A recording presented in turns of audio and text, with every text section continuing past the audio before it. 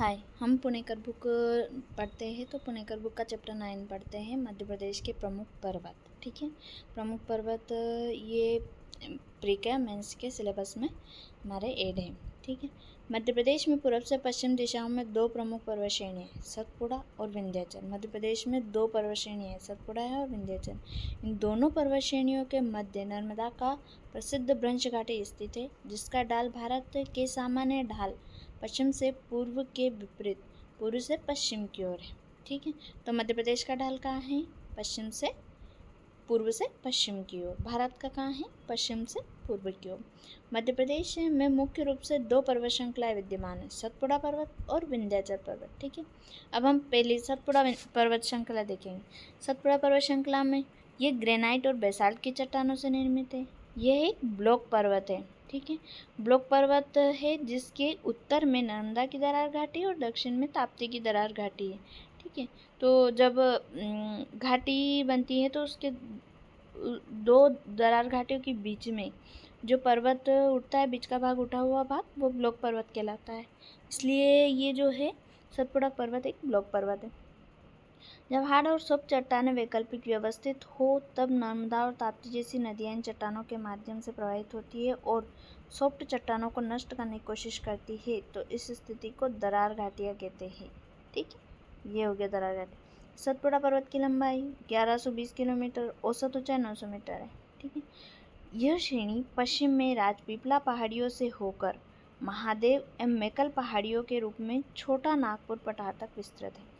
यह जो श्रेणी है, पर्वत श्रेणी पश्चिम में राजपीपला पहाड़ियों से होकर महादेव और मैकल पहाड़ियों के रूप में छोटा नागपुर पठार तक विस्तृत है।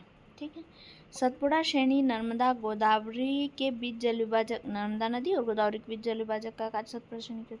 मध्य प्रदेश के दक्षिणी भाग में विंध्याचल पर्वत श्रेणी के दक्षिणी भाग में और राजपीपला श्रेणी के पूर्वी भाग में स्थित है। ठीक है, ये मध्य प्रदेश के दक्षिणी भाग में, विंध्याचल पर्वत के दक्षिणी भाग में और जो राजपीपला श्रेणी है उसके पूर्वी भाग में स्थित है। जो सतपुड़ा पर्वत श्रेणी है इसकी सबसे छोटी जो धूपगढ़ चोटी है जो कि 1350 मीटर ऊंची है, ये पचमढ़ी में है। पचमढ़ी कहाँ है? होशंगाबाद में है। ठीक है, इसके 3 उपविभाजन है। राजपीपला की श्रेणी ये सकरी टेढ़ी मेढ़ी प्रपाती ढलान वाली श्रेणी है जो गुजरात और मध्य प्रदेश की पश्चिमी सीमा से बुरहानपुर दर्रे तक जाती है। ठीक है, राजपीपला कैसी है? ये गुजरात से बुरहानपुर दर्रे तक विस्तृत है राजपीपला श्रेणी। गुजरात से राजपीपला में इसके पश्चिम में राजपीपला, इसके भी भाग है, इसको बांटा गया है। तो इसको कैसे बांटा गया है? पश्चिम में राजपीपला की पहाड़ियाँ जो गुजरात में है, फिर अखरानी की पहाड़ियाँ, फिर मथवार की पहाड़ियाँ, बड़वानी की पहाड़ियाँ, बीजागढ़ की पहाड़ियाँ, असीरगढ़ की पहाड़ियाँ। असीरगढ़ की पहाड़ियाँ और यहीं पे बुरहानपुर दर्रा है, तो बुरहानपुर दर्रे से पश्चिम में जो है सारे राजपीपला श्रेणी कहलाती है, जो कि राजपीपला की पहाड़ियाँ, अखरानी की पहाड़ियाँ, मथवार की पहाड़ियाँ, बड़वानी की पहाड़ियाँ, बीजागढ़ की पहाड़ियाँ और असीरगढ़ की पहाड़ियाँ इसी में आती है। इसकी अधिकतम ऊंचाई कितनी? ऊंची चोटी 1325 मीटर है। असीरगढ़ की पहाड़ियाँ और नर्मदा के बीच निमाड़ का मैदान स्थित है। अब दूसरा आगा मध्य सतपुड़ा पर्वत श्रेणी। जो मध्य सतपुड़ा पर्वत श्रेणी है, मध्य श्रेणी का नाम से पहचानी जाती है। राजपीपला के पूर्व में एक चौड़ी श्रेणी है। इसके पूर्व में बैतूल और छिंदवाड़ा का पठार है। ठीक है, इसके पूर्व में बैतूल और छिंदवाड़ा का पठार है। इनके उत्तर में महादेव की श्रेणी है। ये जो मध्य सतपुड़ा पर्वत श्रेणी है ये लगभग जो है होशंगाबाद क्षेत्र में है। यहाँ पर पूर्व में बैतूल छिंदवाड़ा का पठार है और उत्तर में महादेव की पर्वत श्रेणियाँ हैं। ठीक है, अब हम देखते हैं कि जो है हाँ इनकी अब जो मध्य सतपुड़ा पर्वत है इसमें है मुख्य उपश्रेणियाँ कौन कौन सी इसमें पाई जाती है? ग्वालीगढ़ की पहाड़ियाँ और महादेव श्रेणी। ग्वालीगढ़ की पहाड़ियाँ, महादेव श्रेणी। और जिले हैं होशंगाबाद, छिंदवाड़ा, नरसिंहपुर, सिवनी जिले। ठीक है, महादेव श्रेणी होशंगाबाद, छिंदवाड़ा, नरसिंहपुर, सिवनी जिले में। मध्य प्रदेश की तथा सतपुड़ा की जो सर्वोच्च चोटी है धूपगढ़, वो इसी क्षेत्र में स्थित है। ताप्ती नदी के दक्षिण में ग्वालीगढ़ की श्रेणियाँ स्थित है। ताप्ती नदी का उद्गम भी सतपुड़ा श्रेणी से हुआ है। ठीक है, अब तीसरी है मैकल, जो सतपुड़ा का सबसे पूर्वी भाग है, जो कि मध्य प्रदेश के दक्षिण पूर्वी भाग में स्थित है। यह अर्धचंद्राकार भाग है। यह प्रदेश के बालाघाट, ढिंडोरी, अनूपपुर जिले के अलावा छत्तीसगढ़ में फैली है। प्रदेश के बालाघाट, ढिंडोरी, अनूपपुर जिले के अलावा छत्तीसगढ़ में फैली हुई। मेकल पहाड़ी पर ही अमरकंटक 1036 मीटर है, जहाँ से नर्मदा, सोन, जोहिला का उद्गम होता है। जो मेकल है वहीं पर अमरकंटक है, जहाँ से नर्मदा, सोन और जोहिला का उद्गम होता है। इसका जो सर्वोच्च शिखर है वो 1127 मीटर है। इसका सर्वोच्च शिखर 1127 मीटर है। विंध्याचल पर्वत श्रेणी। विंध्याचल पर्वत श्रृंखला भारत के पश्चिम मध्य में स्थित प्राचीन गोलाकार पर्वतों की श्रृंखला है, जो भारत उपखंड को उत्तरी भारत और दक्षिणी भारत में बांटती है। अब हम दूसरी विंध्याचल पर्वत श्रृंखला पढ़ रहे हैं, जो कि भारत के पश्चिम मध्य में स्थित गोलाकार पर्वतों की श्रृंखला है, जो भारत उपखंड को उत्तरी भारत और दक्षिण भारत में बांटती है। विंध्य शब्द की उत्पत्ति विद धातु से कही जाती है। भूमि को वेद कर पर्वतमाला भारत के मध्य में स्थित है। यही मूल कल्पना इस नाम में निहित जान पड़ती है। ठीक है। सप्तकुल पर्वतों में है विंध्य पर्वत। विंध्याचल पर्वत विंध्यन पर्वत श्रेणी पहाड़ियों की टूटी फूटी श्रृंखला है, जो भारत को मध्यवर्ती उच्च भूमि का दक्षिणी कगार बनाती है। पश्चिम में गुजरात में 1086 किलोमीटर तक विस्तृत यह श्रेणी मध्य प्रदेश को पार कर वाराणसी की गंगा नदी घाटी से मिलती है। ठीक है। अब हम देखते हैं कि विंध्याचल पर्वत मालवा का पठार दक्षिणी छोर बनाते हैं। इसके बाद दो शाखाएं बांटती हैं। एक कैमूर श्रेणी, जो सोन नदी के उत्तर से पश्चिम बिहार राज्य तक फैली हुई है, और दक्षिणी शाखा सोन और नर्मदा के ऊपरी क्षेत्र के बीच मेकल श्रेणी में सतपुड़ा पर्वत श्रेणी में स्थित है। तो कैमूर श्रेणी भी जो है सोन घाटी से बिहार तक, और जो नर्मदा नदी के ऊपर मेकल श्रेणी से सतपुड़ा पर्वत तक विस्तृत है। मालवा के पठार के दक्षिण से आरंभ होकर यह श्रेणी पूर्व की ओर मध्य प्रदेश तक विस्तृत है। यह भारत का दक्षिण भारत से अलग करती है। प्राचीन युग की परतदार चट्टानों से निर्मित है, जिसमें लाल बलुआ पत्थर बहुतायत मिलते हैं।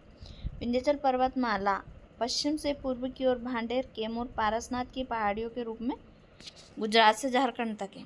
ठीक है। विंध्याचल पर्वतमाला में भांडेर, कैमूर और पारसनाथ की पहाड़ियाँ झारखंड तक है। अवशिष्ट पर्वत कहते हैं।